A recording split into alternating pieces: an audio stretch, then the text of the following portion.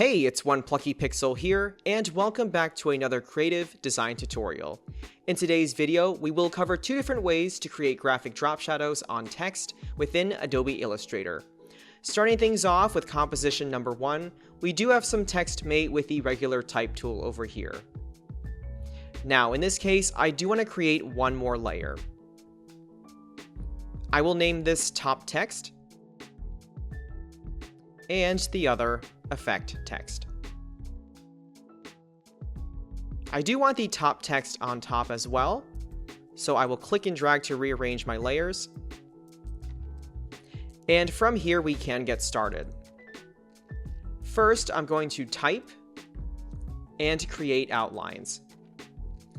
At this point, the text is now converted into a series of shapes just like this, similar to Object Expand or Object Expand Appearance. I then go to Edit, Copy, and Edit, Paste in Place.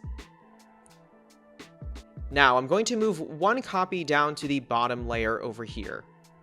So once more, I'm going to select the text with the regular selection tool. And where this bright square is, I will click and drag into the other layer. Now, for my top layer of text, I'm actually going to recolor it for ease of reference. Let's go for maybe a lighter yellow like this. Alright, I will then lock my layer. And I still have my other area of text behind it. In this case, I want this to be a darker orange. Somewhere along these lines. Now from here, I want to create yet another copy of the text. I go to Edit, Copy, Edit, Paste in Place. From here, I'm going to zoom out just a tad. I will then select the copy of the text I just made and move it over here, like so. Notice how I'm moving it to the left and also down. I do want a slight offset on a diagonal just like this. From here, I go to Object, Blend, and Blend Options. Now in this case, these will be the optimal settings to create this effect. So within spacing, you do want to choose specified steps, and you will want to set it to 1000. You definitely want a high number of steps just like this. I then navigate to my blend tool. I will select the first portion of text, and then the other like so. And from here, you can see a seamless drop shadow just like this. Of course, I can also select the bottom text like this, double click like so, and I can shift this around. Of course, I can exit the isolation mode by clicking the arrow over here.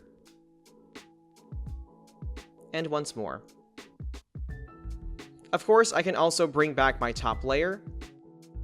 And there you have it. We do have our text with a graphic drop shadow. Of course, we can also change the color of this as well. I'm double clicking the fill over here and changing it like so.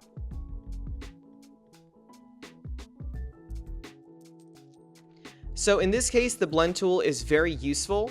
Unfortunately, the only thing that you cannot do is later edit this text. You do have to create outlines first in order to use this tool. However, it is very easy to change the angle of the text itself if you want to change the angle of the drop shadow. Moving on to example number 2, we're going to create the graphic drop shadow once more, but instead using Effect Transform. In this case, I will navigate to my Layers panel. I'm going to unlock my top layer for the time being. Select my text. I'm actually going to recolor it first, using the Color Picker tool. From here, I go to Edit, Copy, Edit, Paste in Place. And from here, I will then move the copy to the bottom layer. I'm now going to lock the first layer and make it invisible.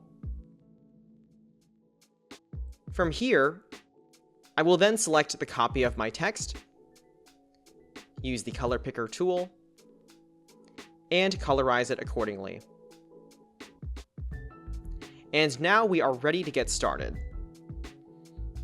I will navigate to Effect, Distort and Transform, Transform. And from here, there are some very important settings that you must use. In copies, you will need a very high number here. Once more, I will use 1000. You want to ensure that preview is checked over here at the bottom left corner. This allows us to see all of the effects translate onto our canvas. We're now going to alter the horizontal and vertical properties. This will create the offset that will then generate the drop shadow. In this case, I can do minus 0.5 points. And I will also do 0.5 points over here. And as you can see, the shadow is taking shape. Of course, if I do not want this harsh of an angle, I can also reduce these properties. In this case, I will try 0.15. And just like that, it does mirror the original example. Once I am all set, I then click OK. And from here, I can toggle the top text once more. And there you have it. We do have almost an identical version of what we created over here. Now, of course, I can actually change this as well. If I select the text at the bottom, I can then see the effect in my appearance panel. If at any time you have to go back and edit the effect, you can do so here. I select Transform, and once more the window does open. I can change my vertical distortion if I would like. Let's try 0.25. And from here, it does update once more. I'm going to play around with it. I do want it to roughly match the example over here.